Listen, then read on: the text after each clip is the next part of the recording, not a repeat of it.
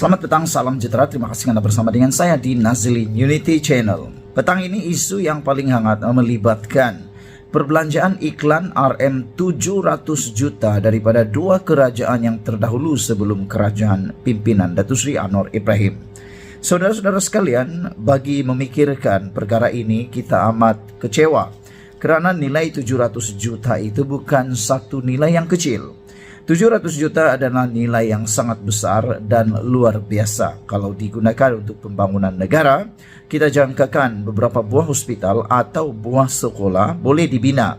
Dan yang lebih menghairankan ialah di mana uang itu berada dan untuk apa iklannya, dan iklan itu jenis apa dan dibayar kepada siapa.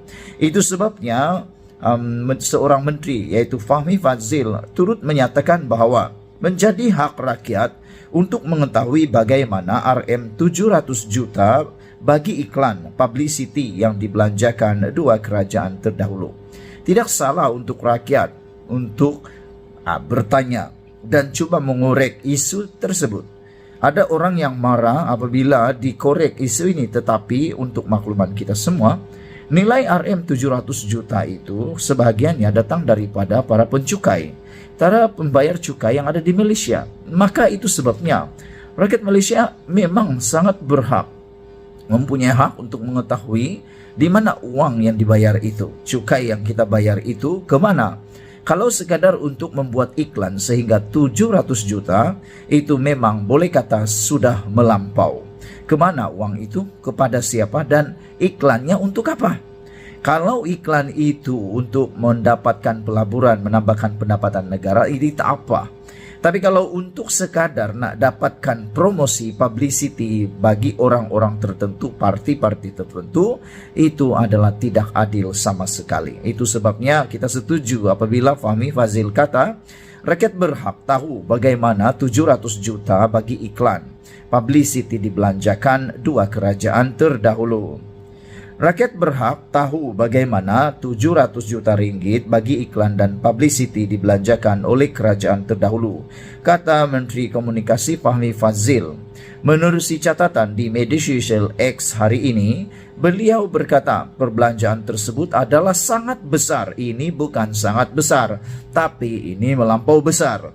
Ramai rakyat katakan, netizen kata ini bukan sekadar besar, tapi melampau besar. Mereka kata tak apalah kalau hanya sekadar 10, 20, 30 juta maupun 100 juta itu masih boleh diterima akal. Tetapi kalau sudah 700 juta itu dah melampau, kata mereka. Kata Fahmi lagi, rakyat berhak tahu bagaimana 700 juta ini telah dibelanjakan. Sama ada semua direkod dengan baik atau jika ada sebarang perkara yang langgar undang-undang, katanya. Kita menyeru supaya kalau ada berlaku salah guna kuasa, salah guna uang, haruslah segera didakwa. Kerana uang itu adalah milik rakyat Malaysia. Media sebelum ini melaporkan kerajaan persekutuan membelanjakan sehingga 700 juta untuk kerja pengiklanan, promosi dan publicity bagi menghebahkan agenda kerajaan bagi tahun 2020 hingga 2022. Perbelanjaan tersebut digunakan oleh dua pentadbiran terdahulu dalam mewar-warkan pencapaian dan usaha kerajaan. Oh, rupa-rupanya di sini uang itu digunakan. 700 juta hanya digunakan untuk memuar-warkan pencapaian dan usaha daripada kerajaan yang terdahulu. Adakah Anda setuju dengan perkara itu? Bukankah nilai itu boleh dikurangkan lagi? Sekian dulu untuk kali ini. Jangan lupa tinggalkan komen Anda, tekan butang subscribe, share video ini. Kita jumpa lagi. Bye-bye. Selamat pagi, salam sejahtera. Terima kasih karena bersama dengan saya di Nazilin Unity Channel. Ini rahasia yang mungkin Anda tak pernah tahu, berlaku pada tahun 1999. Ini terkait dengan kes Tun Daim Zainuddin dan juga Anwar Ibrahim. Saya rasa dan saya yakin ramai antara Anda akan terkejut dengan pendedahan yang dikorek semula sejak 1999 ini.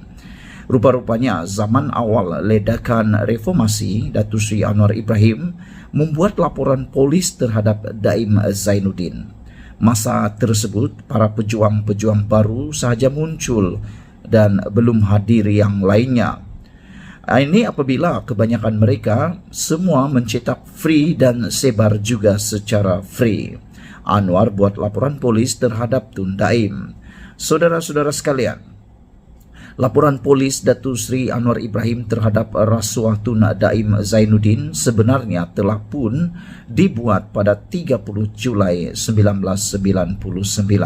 Ramai yang tak pernah tahu tentang ini. Baru sahaja sekarang mereka mula tahu. Dan ada juga katakan bahawa kes ini kes yang terpilih.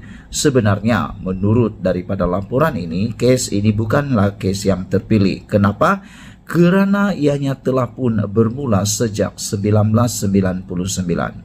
Namun yang menghairankan menurut para penganalisis politik dan pemerhati politik Malaysia, mereka merasa hairan mengapa kes tersebut seakan-akan telah senyap, sedangkan laporan telah pun dibuat. Pada 14 April 1999, tak kala memberikan kenyataan di mahkamah, Anwar Ibrahim telah pun merujuk kepada beberapa perlakuan rasuah besar oleh pemimpin-pemimpin negara. Kata Anwar Ibrahim, saya juga telah merujuk kepada surat-surat dari 3 tokoh korporat ditujukan kepada Tun Daim Zainuddin. Ketika itu Menteri Kewangan yang membuktikan dengan jelas bahawa beliau menerima wang tunai dari saham dan saham berjumlah ratusan juta ringgit. Perdana Menteri Datuk Seri Dr. Mahathir Mohamad bukan sekadar menghalang tindakan, bahkan terus melindungi rasuah besar yang dilakukan oleh Tun Daim sejak beliau menjadi Menteri Kewangan buat pertama kalinya dahulu. Malahan sehingga kini saya difahamkan tidak ada siasatan oleh pihak polis atau badan pencegah rasuah dilakukan, kata laporan polis yang dibuat oleh Anwar Ibrahim ini. Dengan ini saya sertakan dokumen sah bagi membuktikan rasuah, iaitu 3 pucuk surat yang masing-masing ditulis oleh Tan Sri Halim Saad, Tan Sri Tajuddin Ramli dan Tan Sri Wan Azmi Hamzah. Tan Sri Halim dalam surat bertarikh 30 April 1990 menyatakan beliau memegang sebagai pemegang amanah sebanyak 52,208,500 saham Faber Merlin Berhad, saham 1.00 dan 130 juta saham Renong Berhad 50 sen bagi pihak Tun Daim. Beliau menegaskan dan mengesahkan bahawa nilai saham itu dipegang menurut arahan Tun Daim atas atau penama beliau. Tan Sri Tajuddin pula dalam surat kepada Tun Daim bertarikh 24 Mei 1990 mengesahkan bahawa beliau memegang secara amanah bagi pihak Tun Daim wang sejumlah RM70 juta. Tan Sri Wan Azmi pula dalam surat kepada Tun Daim bertarikh 30 April 1990 mengaku memegang bagi pihak Tun Daim wang sejumlah RM150 juta. Ini tentunya sebahagian kecil daripada perolehan Tun Daim yang juga bertindak bagi pihak Datuk Seri Dr. Mahathir.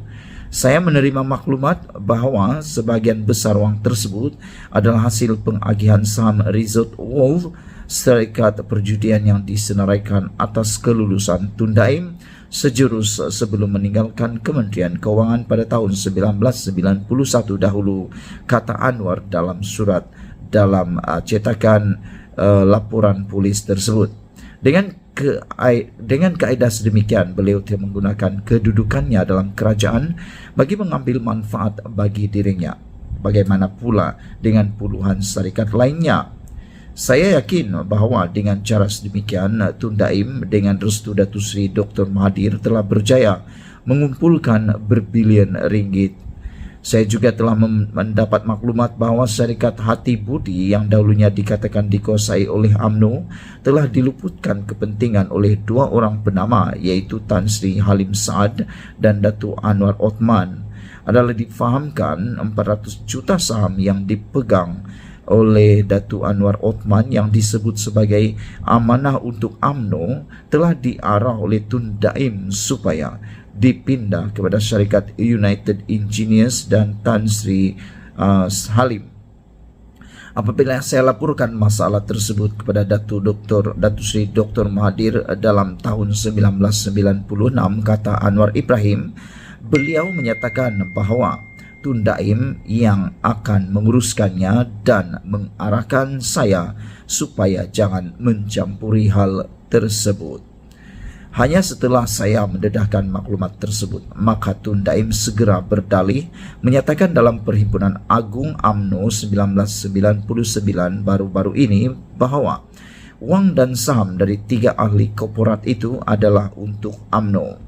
Nyatalah bila nampak tersepit, barulah disebut harta yang dikumpulkan itu hak parti UMNO.